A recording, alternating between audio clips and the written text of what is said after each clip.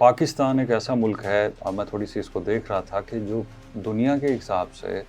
3 गुना ज़्यादा तेज़ी से सोलराइजेशन की तरफ जा रहा है और गवर्नमेंट की पॉलिसी भी है कि 2030 तक हम 60% जो है ग्रीन एनर्जी की तरफ चले जाएं। तो क्या गवर्नमेंट इसको एनकरेज कर रही है सोलराइजेशन? सर, सिनेरियो ये है कि 2015 में एक पेरिस एग्रीमेंट होता है जिसमें वो कंट्रीज जो पॉपुलेटेड हैं और उनमें आप देखें जैसे चाइना है, इंडिया है, पाकिस्तान है, बांग्लादेश है, उनको एक प्रॉपर टास्क दिया गया था कि बाय 2030 आपने एक सर्टेन परसेंटेज पे रिन्यूएबल एनर्जी पे शिफ्ट होना है जो कि एनवायरनमेंट फ्रेंडली हो, वरना एक किस्म के आप समझें उनको ब्लैक लिस्ट कर दें या रेड लिस्ट में डाल दें कि ये वो कंट्रीज़ हैं जो पॉपुलेशन तो इनकी ज़्यादा है और ये ओवर पॉपुलेटेड है, तो पोल्यूशन क्रिएट करने वाली कंट्रीज़ हैं। तो उस टारगेट को अचीव करने का भी एक ज़ाहिर बात है, हर गवर्नमेंट का विजन है, तो उसमें हर गवर्नमेंट के अंदर बहुत ज़्यादा काम हुआ है। तो ये जो हमारी गवर्नमेंट है ये भी बहुत ज़्यादा काम कर रही है। सोलर के नए नए मनसूबे छोटे घरों में भी ये देखें अभी अनाउंस हुआ है, पंजाब गवर्नमेंट ने भी किया है, तो इसी तरह बाकी गवर्नमेंट को भी करना चाहिए। तो गवर्नमेंट इसको सपोर्ट कर रही है ना, गवर्नमेंट तो इसको बिल्कुल एनकरेज कर रही है, बिल्कुल कर रही है। तो एक तरफ हमारे पास बहुत ज़्यादा सरप्लस बिजली है लेकिन वो बहुत महंगी है, दूसरी तरफ हम सोलराइजेशन की तरफ चाह रहे हैं, तो सोलर एनर्जी की तरफ अगर हम कन्वर्ट हो रहे हैं तो फिर हमारा वो ग्रिड भी तो उसको नुकसान नहीं पहुंचेगा, फिर हमें फिर किस तरह से ये क्लैश होगा, तो किस तरह से इसको आप सर देखें हमारे जितने भी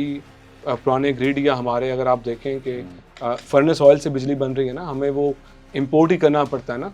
वो भी तो हमें कॉस्ट पड़ रही है जो हमें इलेक्ट्रिसिटी की मद में आप देखते हैं फ्यूल एडजस्टमेंट कॉस्ट पड़ती है, डिफरेंट चीज़ें पड़ती हैं। वो इसीलिए ना कि वो पुराने हमारे सेटअप लगे हुए, उनकी ट्रांसमिशन लाइन्स बहुत पुरानी हैं, लॉसेस आपको बहुत ज़्यादा आ जाते हैं, कॉस्ट इसलिए आपको बहुत ज़्यादा पड़ती है। अगर हम रिन्यूएबल एनर्जी चाहे वो सोलर पैनल है, विंड पावर है, बायोगैस है, इस पर अगर हम शिफ्ट होंगे तो वो कॉस्ट हमें बेनिफिट देगी। तो ये क्या वजह है कि जो गवर्नमेंट एफर्ट उस बिजली को सस्ती करने की बजाय इतनी नहीं कर रही, लेकिन दूसरी तरफ हमें ये नज़र आ रहा है कि सोलराइजेशन और सोलर पैनल वाले बहुत इससे माल बना रहे हैं, कमा रहे हैं। सर तो कुछ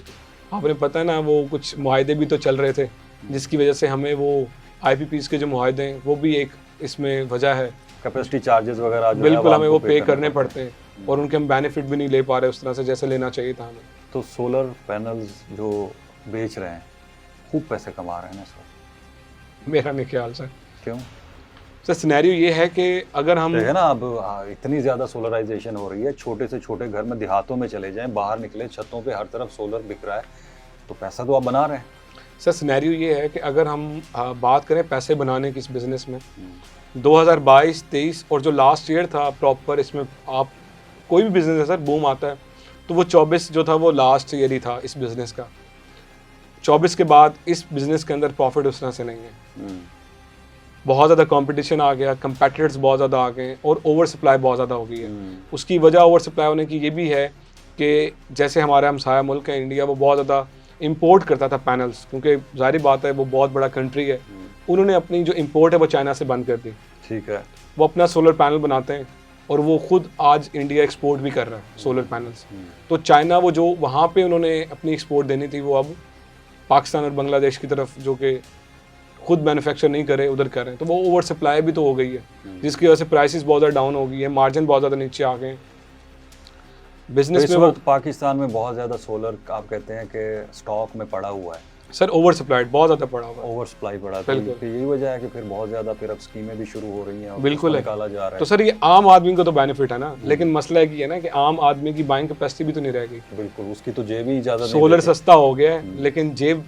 भारी हो गई है सर।